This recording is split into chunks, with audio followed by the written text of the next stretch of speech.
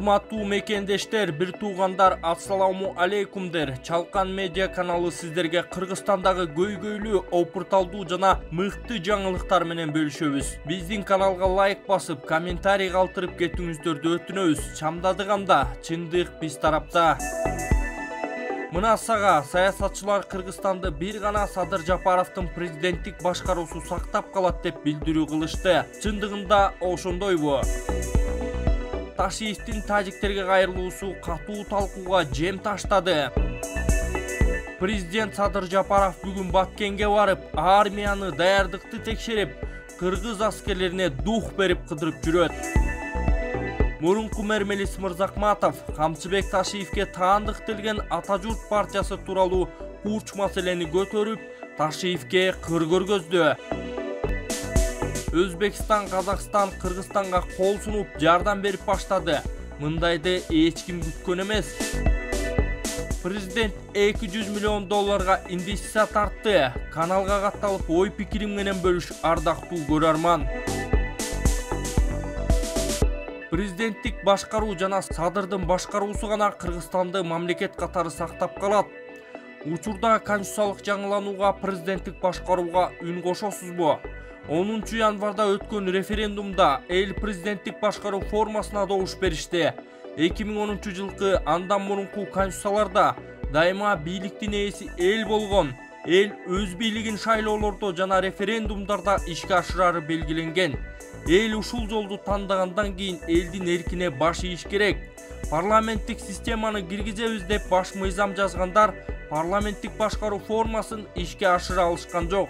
Анын ички механизмдерин пайдаланууда кылмыштуу коррупцияга айлантып жиберишти. Анын айынан өлкө терең экономикалык кризиске учурады, карызга батты. Ошентип отуруп 2016 жылы дүйнөдөгү эң жарды 50 мамлекеттин ичине кирдик. Кыргыздар акыркы 30 жылда өз жолун издеп келди. Эми ушул президенттик башкаруу жана Садыр Жапаровдун башкаруусу Кыргызстанды мамлекет катары сактап калат деп саясатчылар билдиришүүдө. Жаңы конституция боюнча президенттик бийлик күчөтүлүп, Америкадагыдай президент аткаруу бийлигин башкарат деген норма киргизилди. Өкмөттүн ишине президент жеке жооп берет деген да норма кирди. Буга чейинки бир дагы конституцияда мындай нормалар жок болчу. Ошондой эле, эгер президент парламенттин соттун ишине кийлигишсе, анда ага импичмент жарыялоого негиз бар. Парламенттин кол тийбестиги кайтарылды. Ушул сыяктуу жоопкерчиликтүү ондогон нормалар киргизилиптир. Бирок эң башкысы баары саясий лидердин дараметине жараша болот. Ошон үчүн ал лидерди көзөмөлдөй турган күчтүү парламентти күзүндө шайлап алышыбыз керек. Ошондо бийликтин тең салмактуулугу сакталат. С каждым днем жизнь в Бишкеке становится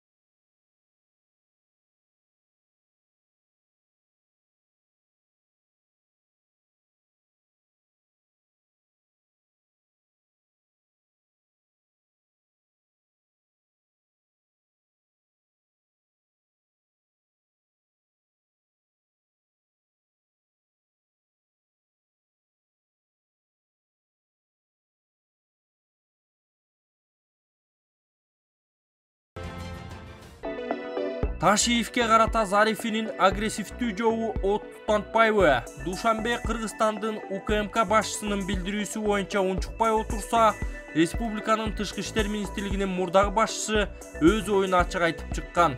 Анын Фейсбуктагы баракчасына жарыяланган пикирлерин эл аралык Азия Плюс сайты жарыялап чыкты. Хамурхон Зарифи: мен Кыргызстандын делегациясынын башчысы Камчыбек Ташиевдин мамлекеттик чыгараны делимитациялоо боюнча Тажикстан менен Кыргызстандын сүйлөшүүлөрүнүн биринчи айланпасынын жыйынтыгы боюнча маалымат жыйында сүйлөгөн сөзүн окудум. Менин оюмча толук куру сөз, жалган билдирүү деп жарыялаган. Камчыбек Ташиевдин өмүр баянына кеңири токтолгон, кемсинтүү менен курч ойлорун уланткан. Тажик бийлиги дипломат Зарифи аркылуу кыр көрсөткөнү байкалат. Бул адам өз тармагында аброю бар белгилүү адам экен деп айтылып келүүдө. Андыктан коңшулар жыландын башын жөн жерден кылтыйтып атпаса керек. Аягы кырда алчың алып отуруп жаңжалдашуу менен эки мамлекеттин ортосуна чоок түшпөйбү? Баягы эле элге убал. Эмесе президент Садыр Жапаров ушул жааттан кылдат анализ кылаарына ишене туралы. Белгилей кетсек, ушул күнгө чейин расмий Душанбе тараптан Кыргыз тараптын билдирүүсүнө байланыштуу эч кандай комментарий боло элек. Кандай болгон күндө да кылдаттык жана элге тынчтык гана бере турган жыйынтыкты күтө туралы. Тажикстандын мурдагы тышкы иштер министри Хамрахон Зарифинин билдирүүсү боюнча саясат таануучу Эмил Жороев төмөндөгүлөргө токтолду. УКМК башчысы Камчыбек Ташиевдин буга чейин айткан сөздөрү расмий Душанбе тарапка ачык айтылган сунуштар. Ал тууралуу Тажикстандын бийликтери кандай гана жооп берери али белгисиз. Бирок Камчыбек Ташиев пресс-конференция берип жаткан учурунда коомчулукка сунуш катары айтылган иштерди ачыктап, балким кайсы бир деңгээлде өтө эрте жарыялаган сөздөр болушу мүмкүн. Канткенде да Тажикстан тараптан күтүлгөндөй эле реакция, жооптор болуп жатат. Өзгөчө жакын жерде Сох облусунда жашаган жарандардын арасынан өтө көп терс сөздөр айтылып жатканын байкадым. Мурдагы тышкы иштер министри Хамрахон Зарифинин айтып жаткан сөзүнө токтолсом, биринчиден ал расмий адам эмес, расмий жооп берүүчүлөр башка. Экинчиден анын айткан сөзүндө күтүлгөндөй эле өз жарандарынын кабыл алуусуна жараша айтылган кеп болгон. Борух болобу, башка жерби, Тажикстандын ыйык жери деп айткан сөздөрү күтүлгөн нерсе. Кыргызстандын жарандары дагы андай мамилелерди айтып келишет. Андыктан мындай сөздөргө маани берүү туура эмес. Өзгөчө кескин түрдө Зарифинин агрессивдүү айтылган сөздөрү көп болууда. Баарына киришүү, суроо жооп түрүндө ал адам менен айтыша кетүү конструктивге жатпаган аракет болуп калат. Кандай болбосун, бул маселеде сөзсүз чегара маселесин чечүү чыдамдуулукту, кылдаттыкты жана кайсы бир деңгээлде кыйын болсо да компромисске барууга туура келет, деди Жороев. Садыр Жапаров Баткендеги машыгуунун маңызын түшүндүрдү. Президент Садыр Жапаров 3 апрелде Баткендеги Бужум аскер полигонуна келип, коопсуздук 2021 жана калыптандыруу түштүк 2021 командалык штабтык жана мобилизациялык машыгуулардын жыйынтыктоочу фазасына байкоо салды.